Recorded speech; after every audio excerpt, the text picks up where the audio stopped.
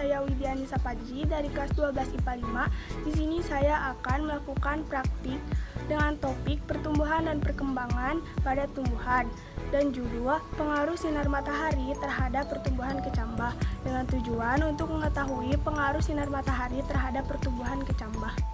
Semua makhluk hidup akan mengalami pertumbuhan, termasuk tumbuhan. Tumbuhan dibagi menjadi dua jenis. Yang pertama, monokotil, yang kedua dikotil. Salah satu contoh tumbuhan dikotil yaitu kacang hijau. Dalam proses pertumbuhan, ada beberapa faktor yang mempengaruhi pertumbuhan. Salah satunya yaitu intensitas cahaya.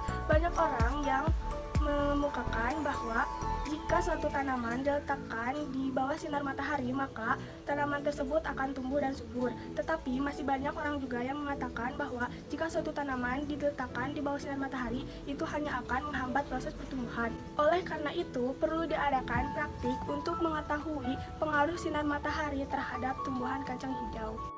Siapkan alat dan bahan, yaitu ada kapas, air, kacang hijau, dan cup gelas yang sudah diberi tanda A dan B.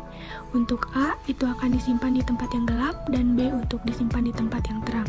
Setelah menyiapkan alat dan bahan, langkah selanjutnya yaitu pertama-tama, rendamlah biji kacang hijau selama 24 jam, karena merendam biji tanaman sebelum ditanam secara signifikan dapat mempercepat proses tanaman tersebut untuk berkecambah. Kemudian, setelah 24 jam direndam, pilihlah 10 biji kacang hijau yang tenggelam, lalu tiriskan.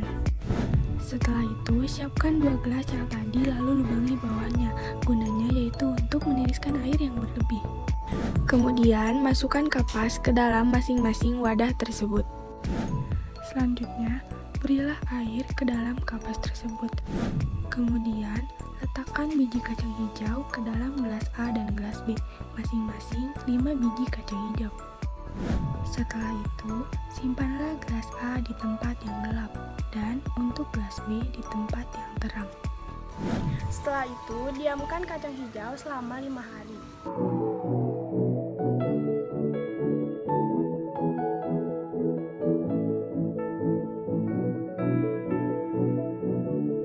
Setelah 5 hari, mari kita lakukan pengukuran untuk mengetahui perbedaan antara tanaman yang disimpan di tempat yang gelap dan tanaman yang disimpan di tempat yang terang. Mari kita lakukan pengukuran pada tanaman yang disimpan di tempat yang gelap terlebih dahulu.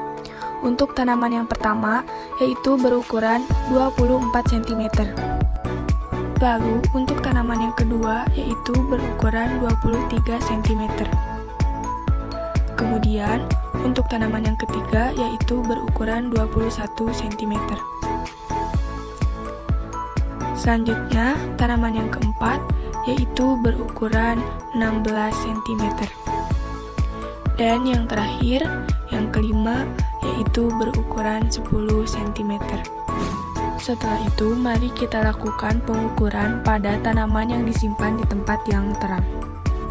Untuk tanaman yang pertama yaitu berukuran 10 cm.